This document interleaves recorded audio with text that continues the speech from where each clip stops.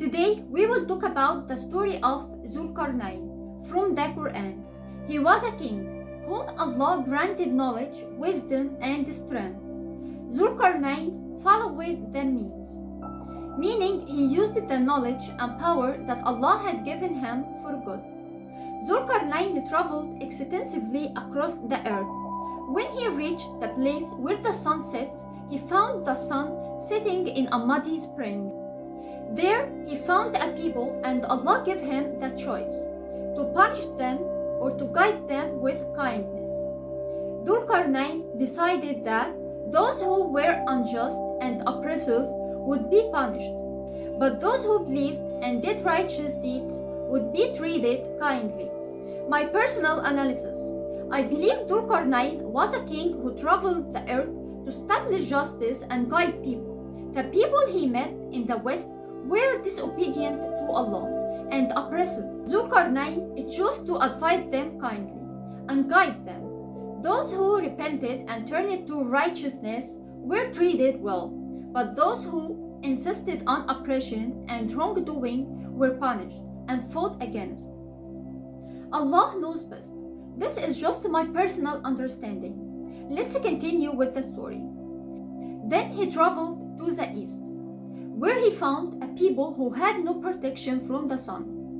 Now, some may ask, what did he do for them? Allah didn't mention what Dhul-Qarnayn did in this situation. Allah then tells us that Zul-Qarnayn continued his journey until he reached a place between two mountains. There he found a people who could barely understand speech. Now, someone might ask, what does this mean? My personal analysis is that they may have had a unique language, like some isolated tribes, so they didn't understand the commonly spoken languages of that time. Or perhaps they were isolated from the rest of the world, which made them lack a lot of knowledge. Just like when someone is unaware of current events, people say, "Are you living in a cave?" Another possibility is that they had cognitive difficulties in understanding. This is just my personal interpretation. Allah knows best. Let's go back to the story. When Dhul-Qarnayn arrived between the two mountains and met these people, they complained to him about Ya'juj and Ma'juj, Gog and Magog, who used to invade their land and to cause corruption. They asked Zul-Qarnayn to build a barrier to stop them and offered him a reward for it. Now someone may ask, how did Zul-Qarnayn communicate with them? How did they understand each other? Allah had granted Zul-Qarnayn knowledge and wisdom. Perhaps he found a way to communicate with them. Allah knows best. Zul-Qarnayn told them he didn't need any payment, but he asked them to help him build the barrier. He requested iron, used the fire to shape it, and then poured molten copper over it, making a strong and impenetrable wall.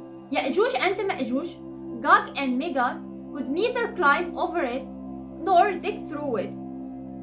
Dhul-Qarnayn then told them that this barrier would remain until the end of time, near the day of judgment. It would collapse and Ya'juj and Ma'juj would emerge once again to spread corruption on earth. Now, someone might ask, who was Zul-Qarnayn? Allah didn't reveal his identity. However, he told us that Zul-Qarnayn was a powerful king, whom he granted knowledge and wisdom. He was a believer in Allah, helping people and guiding them to righteousness. The literal meaning of Dhul-Qarnayn is the one with two horns. Why was he given this name? Allah didn't tell us. Some people suggest that he may have worn a helmet with two horns, but Allah knows best. He didn't confirm this, so it remains a human speculation. Thank you for watching.